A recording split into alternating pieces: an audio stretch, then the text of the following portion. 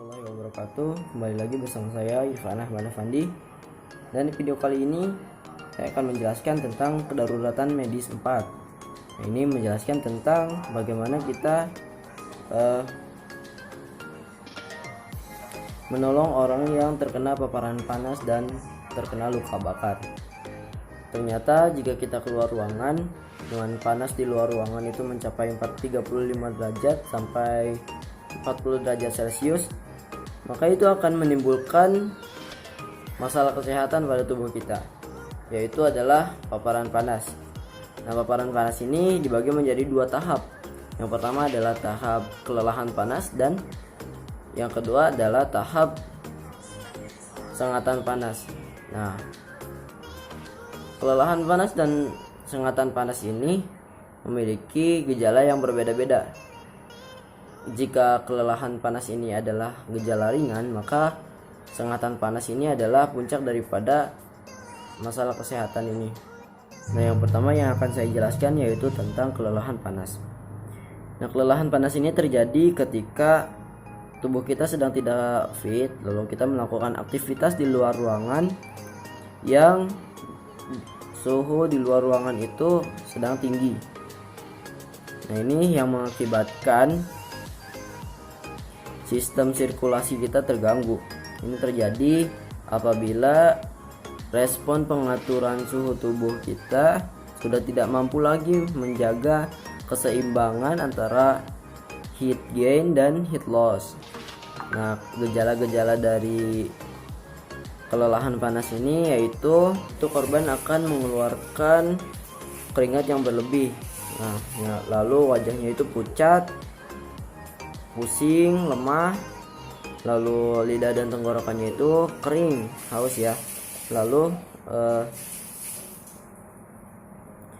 korban akan mual dan muntah, dan suhu tubuhnya itu meningkat hingga kurang dari 40 derajat, ya sekitar 37 sampai 40.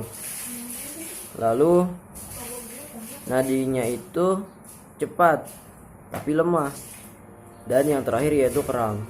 Nah, kram ini disebabkan karena korban kekurangan cairan tubuh.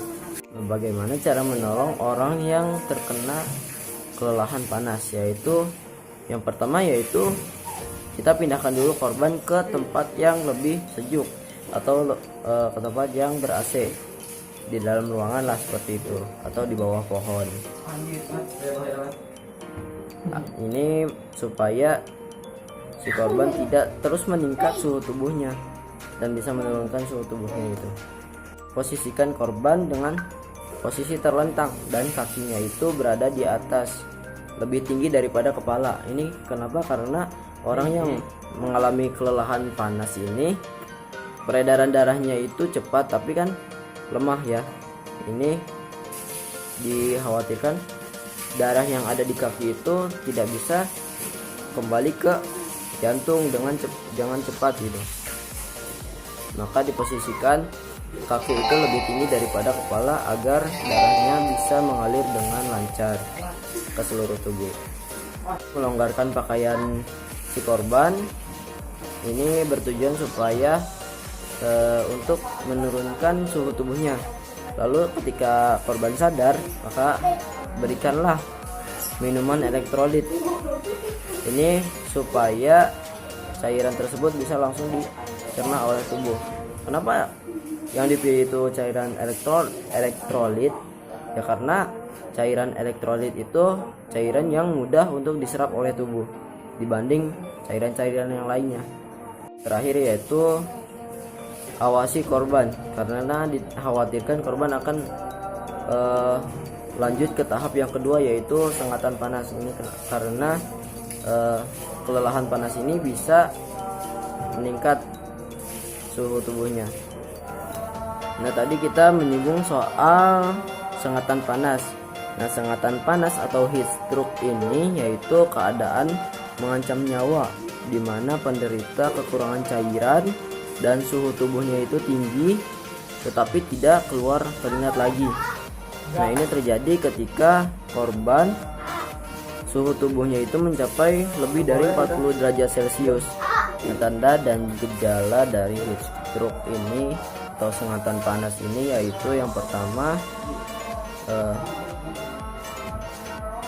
korban akan kehilangan kesadaran, lalu kulitnya itu kering dan merah, lalu tidak berkeringat, suhu tubuhnya itu panas, mual, muntah, responnya menurun, lalu nadinya cepat dan kuat, dan ototnya itu lemah otot lah, seperti itu.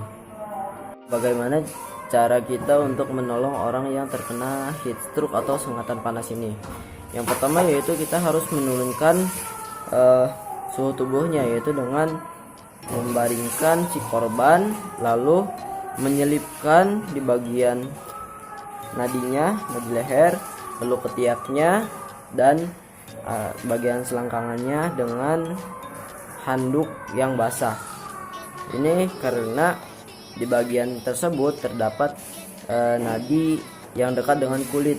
Ini bisa menghantarkan suhu dingin ke seluruh tubuh seiring dengan berjalannya sirkulasi darah. Dan bila korban sadar, berikan minuman elektrolit, karena minuman elektrolit itu bagus untuk mengembalikan cairan tubuh yang hilang. Dan kita harus selalu memantau korban. Nah, selalu awasi tanda-tanda vitalnya. Jika korban menunjukkan gejala yang tidak sewajarnya, maka kita harus merujuknya ke rumah sakit. Nah, pembahasan yang selanjutnya yaitu tentang luka bakar. Nah, luka bakar ini terjadi akibat kulit kita tersentuh sesuatu yang panasnya lebih dari 60 derajat Celcius, yaitu misalkan terkena knalpot, terkena kayu bakar yang baru saja dinyalakan, atau arang seperti itu yang masih merah ya, lalu terkena asam atau basah kuat bisa juga, lalu terkena listrik, sengatan listrik, atau tersambar petir, lalu yang terakhir adalah terkena radiasi. Itu adalah hal-hal yang bisa membuat kita terkena luka bakar. Nah, untuk luka bakar derajat 1 ini, kulit yang terluka adalah kulit yang paling atas atau kulit ari. Nah, ini gejalanya yaitu kulit menjadi kemerahan, lalu nyeri, dan kadang bengkak juga. Nah, untuk luka bakar gelombang 3 ini adalah luka bakar yang paling parah ya, yaitu kedalamannya lebih parah daripada derajat 1 dan derajat 2, yaitu meliputi bagian bawah kulit dan terlihat kering dan putih atau gosong dan hitam, biasanya seperti itu.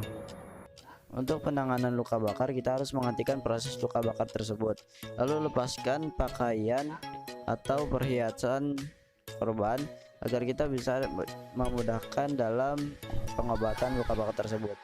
Dan balut luka bakar tersebut lalu siram dengan air bersih selama perjalanan ke rumah sakit. Jika luka bakar disebabkan oleh bahan kimia seperti terkena cipratan air asam atau basah yang kuat, itu segera kita siram dengan air kurang lebih 20 menit. Nah, tapi jangan kita menyiram luka bakar yang disebabkan oleh bahan kimia yang bereaksi dengan air. Dan ini adalah daftar cara pengobatan untuk mengobati luka bakar yang disebabkan oleh bahan kimia. Masing-masing bahan kimia memiliki cara pengobatan yang berbeda-beda. Nah, bisa juga kita mengalami luka bakar dikarenakan kita tersetrum aliran listrik. Kenapa kita bisa tersetrum aliran listrik? Karena tubuh kita adalah salah satu zat yang bisa menghantarkan listrik. Makanya ketika kita hendak menolong orang yang terkena listrik, maka kita dianjurkan untuk menggunakan perantara benda lain untuk membuat korban terlepas dari sengatan listrik tersebut. Nah, gejala dan tanda luka bakar akibat sengatan listrik yaitu perubahan status mental, yaitu meninggalkan trauma pada seseorang yang tersengatan listrik tersebut. Lalu tampak luka bakar yang berat seperti luka bakar pada terkena benda yang panas. Lalu pernapasan dangkal dan tidak teratur, dan denyut nadi lemah sampai tidak beraba, patah tulang majemuk karena kontraksi otot. Pertolongan pada luka bakar yang disebabkan oleh sengatan listrik yaitu kita melakukan penilaian sejak dini apakah luka bakar tersebut merupakan luka bakar derajat 1, derajat 2 atau luka bakar derajat 3. Lalu periksakan dan cari luka bakar tersebut, lalu tutup luka dan atasi shock bila ada, lalu rujuk ke rumah sakit terdekat. Dan yang terakhir yaitu luka bakar inhalasi. Luka bakar inhalasi ini terjadi karena menghirup udara panas, asap atau bahan racun. Nah, gejala dan tanda-tanda bagi penderita luka bakar inhalasi yaitu bulu hidung terbakar, luka bakar pada wajah, butir arang karbon dalam cairan tubuh, bau asap pada pernafasan, kesukaran nafas, pernapasan berbunyi, serak, batuk, sukar bicara, gerakan terbatas, dan sinusis. Nah, bagaimana kita menolong korban yang terluka bakar inhalasi, yaitu pindahkan penderita dulu, pindahkan ke tempat yang lebih aman dari sengatan panas atau asap yang mengumpul. Lalu berikan O2 dan penilaian dini, lalu nafas buatan bila perlu, dan selanjutnya yaitu rujuk ke rumah sakit terdekat agar mendapatkan penanganan lebih lanjut di rumah sakit. Nah, cukup sekian yang bisa saya sampaikan. Semoga apa yang saya sampaikan di video ini bermanfaat. Kurang lebihnya mohon dimaafkan. Wabillahi taufiq wal hidayah. Wassalamualaikum warahmatullahi wabarakatuh.